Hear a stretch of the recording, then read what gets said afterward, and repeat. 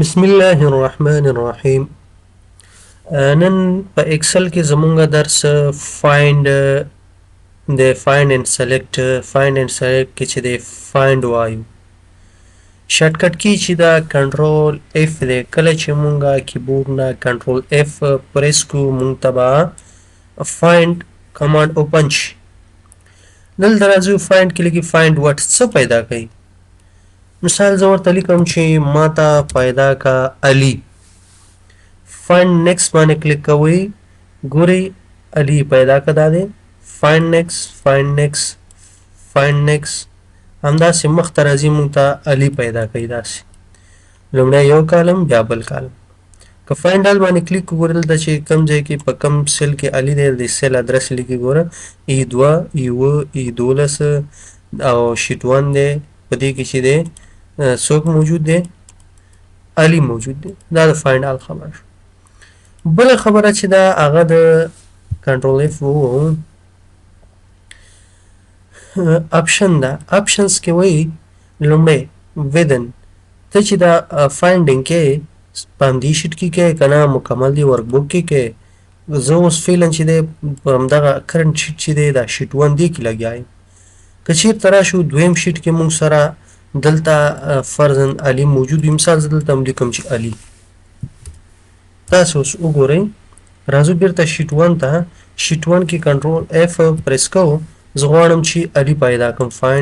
فایند ګورئ فایند نیکسټ بیرته سر نه کې زه چې نه مکمل ورک بوک کې که په یو اول شیټ کې که دویم که دریم که څلورم فایند نیکسټ ګورئ ډایرکټ چې دی راغی شیټ 2 ته فایند نیکسټ او کوته چې یوازې شیټ کې راته پیدا کړه د شیټ 1 کې فایند نیکسټ هغه دویم شیټ ته نشي.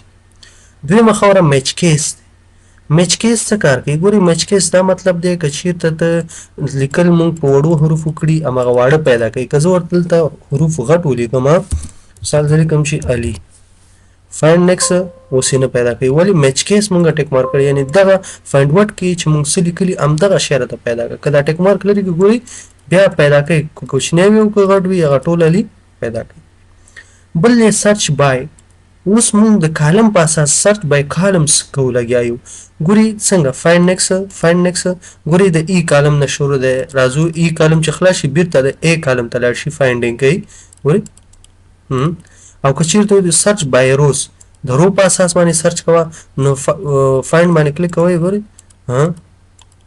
لومړی چې دی علی دی په دې رو کې دی دلته چې پیدا که راځي ډایرکټ دلته ګوري فایند نیکسټ بیا چې دی ګوري 12مې رو ته لاړه راځي د ای کالم 12مې رو ته داسې دا سرچ بای روز شو.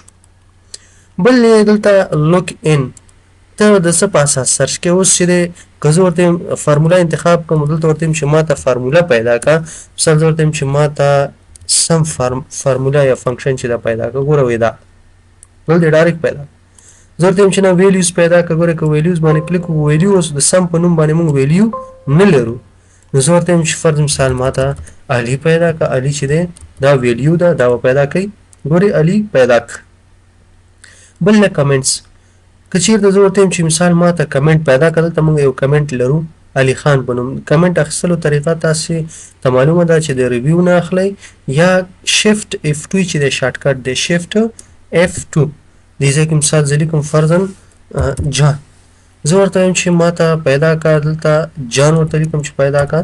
فایند نیکسټ باندې کلیک کوو. جان چې دی اوس فعلا چې دی موږ سره دلته جان موجود دی دا پیدا کوي. خو زه ورته وایم چې نه ویلیو نه کمنټس کمنټ چې د جان په نوم دی کمنټ پیدا ګوره ډایرکټ کمنټ موږ ته پیدا کوي اوس بل نه پیدا کوي. بله مهمه خبره دا ده چې دلته راځو فرضاً زه دې ټیکسټ ته کلر ورکوم ریډ کلر مو ورکړه دې ټیکسټ ته دلته دا ریډ کلر دی صحیح ده دې ته مو ورکړی. زه ورته د کلر په اساس باندې ما ته چې دی فایندینګ وکړه. اوس ګورئ تاسې راځئ دلته فارمټ ته فارمټ کې راځئ دا کلر چې دی فنټ کلر دی نو کلر ته راځو کوم دی ریډ کلر اوکې که دی جنا. فایند نیکسټ باندې کلیک کوه دلته کریم مونږه لیکلی دا به لرې کړو خانې به سپینې پرېږدو. فایند نیکسټ به کلیک وګورئ کریم یې پیدا کړه. فایند نیکسټ نومونه که یو شان وي که نه وي صرف د کلر په اساس مونږ فایندینګ کوي. بله مهمه موضوع دا ده فرضاً تا د فیل کلر وکړئ. مثال زه دا زیډ کلر وکړم داسې دا یلو. فارمټ ته راځو زه ورته دا به کلیر کو. راځو بیا فل کلر ته. زه ورته وایم چې دغه یلو کلر چې کوم دی د دې په اساس ماته فایندینګ وکړه. فایند ورې دا زیډ کلر پیدا کړ ډاکټر فایند ورې دا زیډ کلر پیدا کړل ته کریم ولیکه. نو په دې اساس باندې موږ کولی شو چې فایندینګ وکړو. که چېرته غواړو چې بیرته دا کلیر کړو فارمټ باندې به کلیک وکړئ، کلیر فایند فارمټ باندې کلیک کړئ نو فارمټ به بیرته ختم شي. ریپلیس به بیا وایو انشاءالله په آینده کې. دا زموږ نننی درس و چې تاسې ورباندې پوه شوئ د فایند په مقصد باندې.